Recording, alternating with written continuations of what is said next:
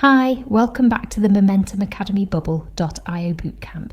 In this session, we're going to wrap up everything we've covered in the UX theory section so far and highlight the key takeaways that will shape how you design and build in Bubble. There are a few important principles to remember when it comes to UX. First, when you're running UX research, don't lead your users. Ask open-ended questions and observe their behavior. Remember, your goal isn't to sell your product or convince anyone that your idea is great. Your goal is to collect honest data that you can use to make your product better and easier to use.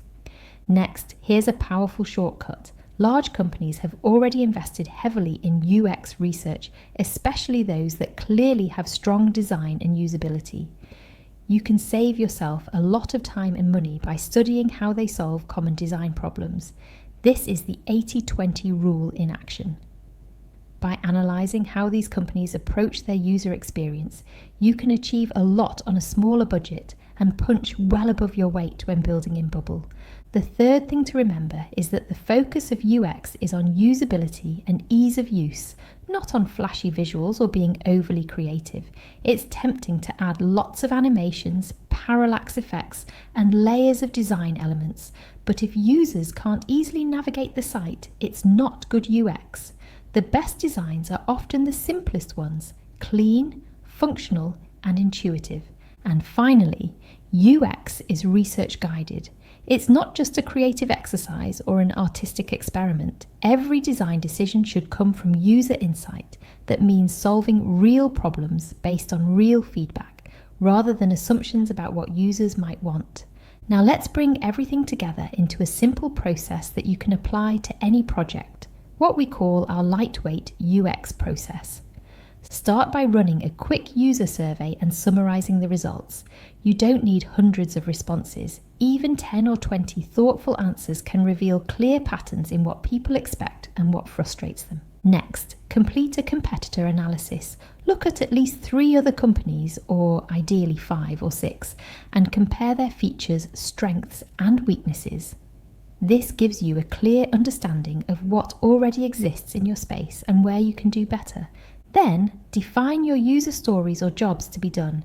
These statements help you describe what your users are trying to achieve and what problems they need solved.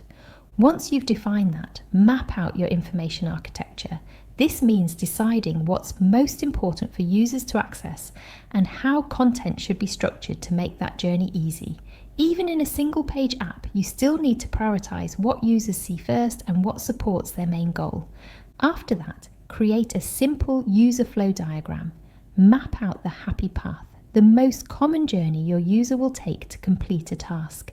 Note where they make choices, where inputs happen, where validation occurs, and where the task is completed.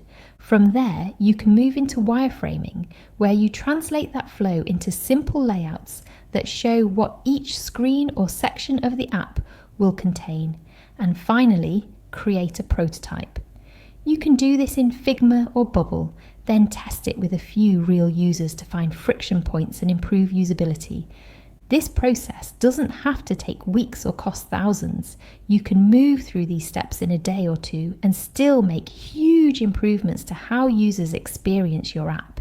Even without a full UX team, following this lightweight approach will help you build products that are easier to use, more engaging, and more likely to succeed. Now that you've learned the foundations of UX, it's time to put everything into practice.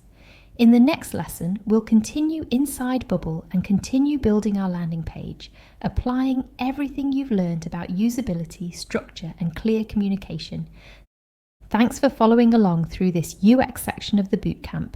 You've now got a complete process for understanding your users, designing around their needs, and testing your assumptions before you build. Let's move on and start turning these ideas into your live app.